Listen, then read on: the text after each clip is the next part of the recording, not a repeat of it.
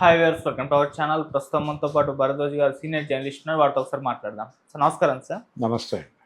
Sir hero Ram Charan గారు పార్లమెంటుకు వెళ్ళబోతున్నారు అంటూ ఒక టైటిల్ తోటి వార్తలు ప్రచారం జరుగుతున్నాయి సార్.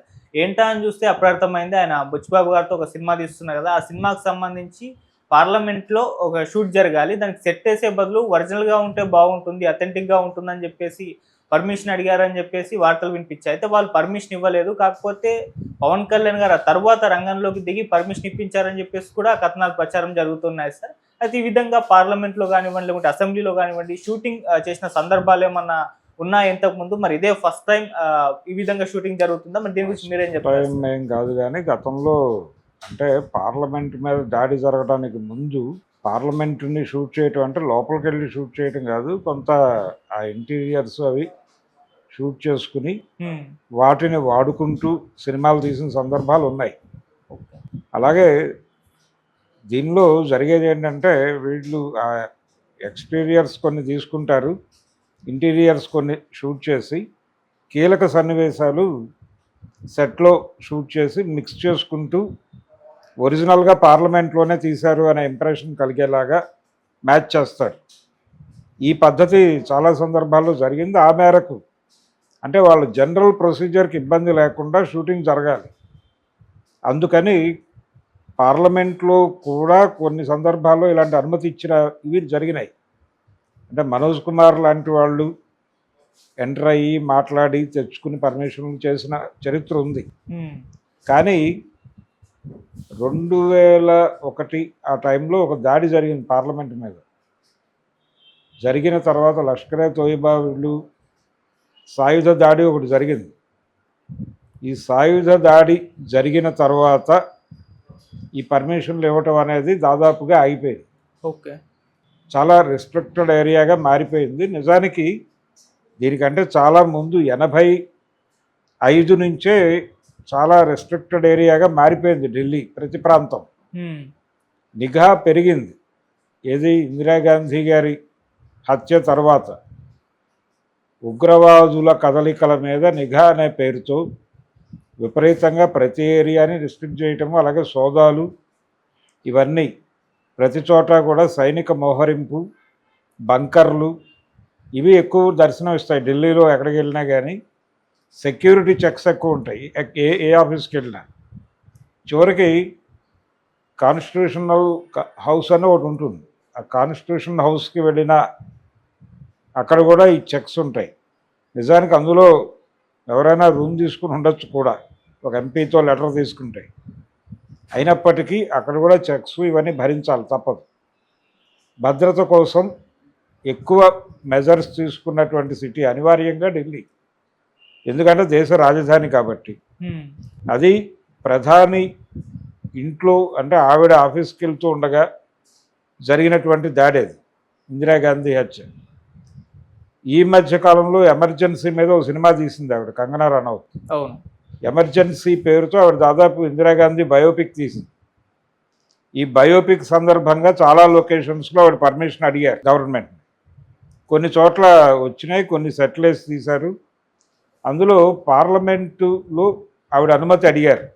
ఇలాగే అది సెట్ వేసి తీయటం కన్నా కనీసం మ్యాచ్ చేసుకోవడానికి గతంలో ఇచ్చినట్టు ఆ ఎక్స్టీరియర్సు ఇంటీరియర్సు కొంత షూట్ చేసుకుంటాం అని అడిగినప్పుడు కూడా ఇచ్చినట్టుగా లేదు.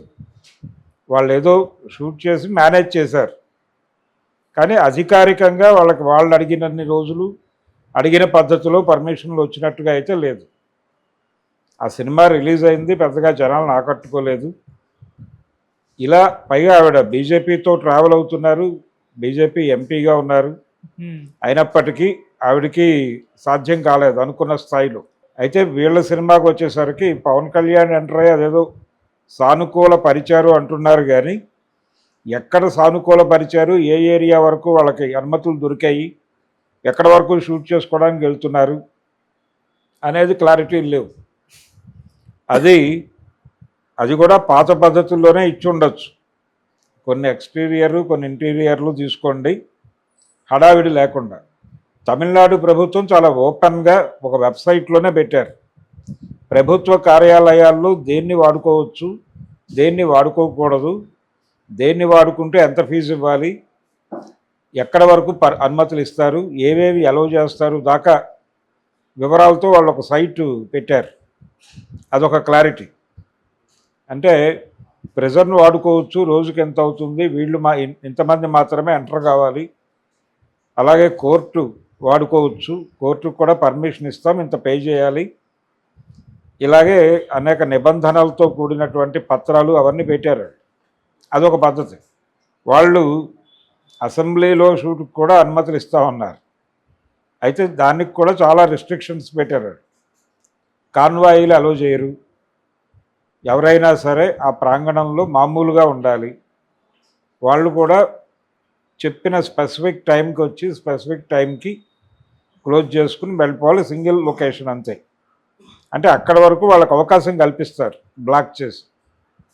ఆ బ్లాక్ చేసినటువంటి టైంలో క్లోజ్ చేసుకుని వెళ్ళిపోవాలి. ఇంకో చోట షూట్ ఉంటే అక్కడ వేరే రోజు ఓపెన్ చేసుకోవాలి. అట్లా ఇస్తారు తప్ప విడిగా కాదు. అంటే టోటల్గా మీరు వాడుకోమని కాదు. ఈవెన్ కోర్టుల్లో కూడా అదే పరిస్థితి. కోర్టు ఇంటీరియర్స్ ఎక్స్టీరియర్స్ మీరు షూట్ చేసుకోండి. ఒక చిన్న హడావిడి క్రియేట్ చేసి షూట్ చేసుకుని వెళ్ళిపోయి వాటిని మీరు సెటిలైజ్ తీసుకున్న దాంతో మ్యాచ్ చేసుకోండి. ఆ న్యాచురల్ ఫీలింగ్ వచ్చేస్తుంది. మేక్ బిలీఫ్ ప్రాసెసే కదా సినిమా అనేది, అది చేసుకోండి అనే పద్ధతిలోనే వాళ్ళు వెబ్సైట్లో క్లియర్గా మెన్షన్ చేశారు. ఇక్కడ కూడా అలాగే జరుగుతుంది. మన దగ్గర కూడా కేసీఆర్ గారు కూడా ఆ మధ్య కొన్ని ప్రదేశాలు షూటింగులకు అనుమతి ఇవ్వచ్చు, ప్రభుత్వ కార్యాలయాలు వీటిలో ఎక్కడెక్కడ ఎలా షూట్ చేసుకోవాలి అనే దానికి కొన్ని నిబంధనలతో కూడినటువంటి పర్మిషన్లు ఇవ్వడానికి సుముఖత వ్యక్తం చేశారు. దానికి సంబంధించి కొన్ని ప్రయత్నాలు జరిగాయి. అలాగే మన పాత అసెంబ్లీని వాడుకుంటున్నారు. ఇప్పుడు వీళ్ళకు కూడా కావాలంటే పాత పార్లమెంటు భవన్ ఉంది, ఆ భవన్ని వాడుకోవచ్చు. వీళ్ళు దానిలో హాలు అవి వాడుకోవచ్చు. కానీ అది కూడా చాలా నిబంధనలతో కూడే ఉంటుంది. అంటే భద్రతాపరమైనటువంటి గొడవ. లోపలికి ఇంతమందిని అలౌ చేయడం కుదరదు. వాళ్ళు టోటల్గా పార్లమెంట్ని చూపించాలంటే చాలామంది జూనియర్ ఆర్టిస్టులను పట్టుకొచ్చి లోపలికి వస్తారు. దానిలో ఎవరైనా ఏదైనా క్యారీ చేస్తే ఏంటి పరిస్థితి? అంతమందిని అక్కడికి అలౌ చేయటం, పైగా దాంతో సంబంధం లేని వాళ్ళని, వాళ్ళు ఎవరు వేరే అబౌట్స్ ఏమిటి అనే దానికి ఆధారాలు ఉన్నాయని చెప్తారు. కానీ ఒక్కొక్కసారి వాళ్ళకే తెలియకుండా ఎవరైనా బ్లాక్ లెగ్స్ ఎంటర్ అవ్వచ్చు లోపలికి. ఈ ప్రమాదాలు ఉంటాయనే జనరల్గా కొన్ని ఏరియాల్లోకి కొంతమందిని అలౌ చేయరు. షూటింగ్స్కి పర్మిషన్ కాదు, కెమెరా పెట్టడానికి కూడా అంగీకరించరు. ఈ కెమెరాలు పెట్టినా కానీ అది ఆ పాసేజీది వేరే వ్యూహరచనకి ఇది దోహదపడుతుంది, ఈ కంటెంట్ ఉపయోగపడుతుంది అనేటువంటి సెక్యూరిటీ మెజర్తో కూడా చాలా ఏరియాల్లో ఫొటోస్ తీసుకోవడానికి కూడా అనుమతి ఇవ్వరు. జనరల్ సినిమా షూటింగే కాదు, ఫోటోలకు కూడా అనుమతి ఇవ్వని ప్రాంతాలు ఉన్నాయి. మరి అలాంటి జోన్లోకి, అంటే ఉగ్రవాదుల దాడి తర్వాత పార్లమెంటు ఆ చుట్టుపక్కల ప్రాంతాలు కూడా ఆ దానిలోకి వెళ్ళిపోయిన టైంలో పర్మిషన్ ఏ లెవెల్లో వెళ్ళినా కానీ ఇంటర్నల్గా లోపలికి అలో చేసి వాళ్ళని షూట్ చేసుకొని ఇస్తారని అనుకోలేము. అది కొద్ది మేరకే ఉంటుంది.